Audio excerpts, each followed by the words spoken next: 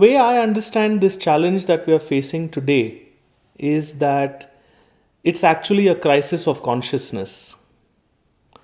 That until now, our consciousness, and I'm talking about as a species rather than about individual groups, as a species, our consciousness is still located in the us and them stage.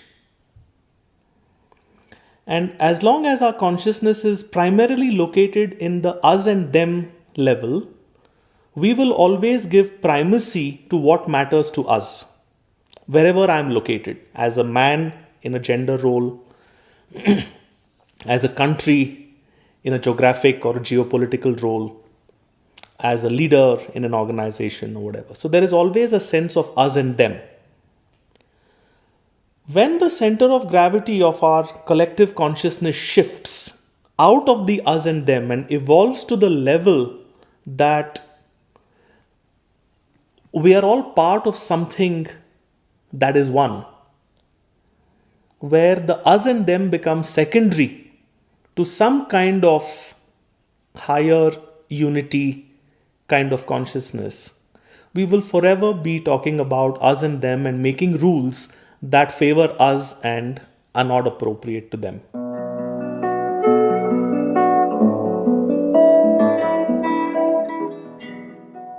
So I think the paradigm shift that turning point that you describe is that we're at a stage where collectively there may be a shift that is upon us. Now, this shift has already happened in some societies. For example, the scientific worldview was a shift of consciousness that transcended the older, more pagan, more mythic levels of consciousness and brought about a certain kind of unification, which said that irrespective of where you are, if you drop a ball from a certain height, it will land on the floor in a certain way. You know, the law of gravity and the laws of physics and the laws of chemistry and the laws of nature and so on and so on and so on.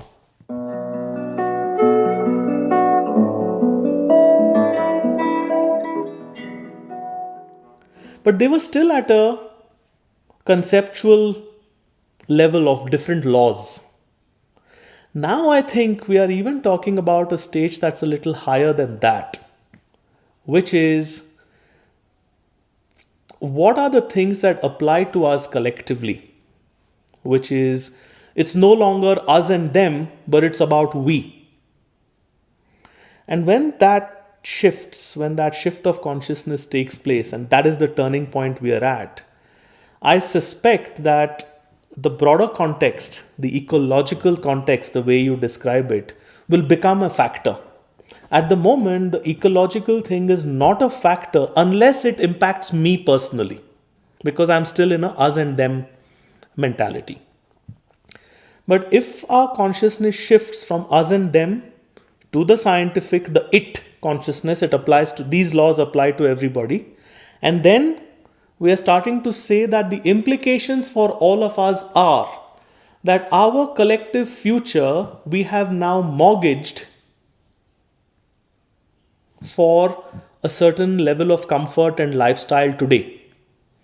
This is not sustainable in the long run because we are actually borrowing from the future.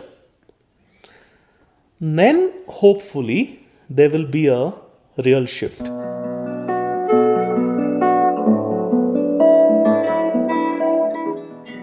Now, this kind of a shift from whatever I have read and studied, this has only taken place 2 or 3 times in the entire history of mankind. Whereas we went from a pure I survival consciousness to a us and them consciousness, to a scientific worldview, the it consciousness, and now we are hopefully going to go to the postmodern we consciousness. And then at some stage, if we are still around, we will go to the one unity consciousness. This is a big step. And to me, this is the turning point at which we are.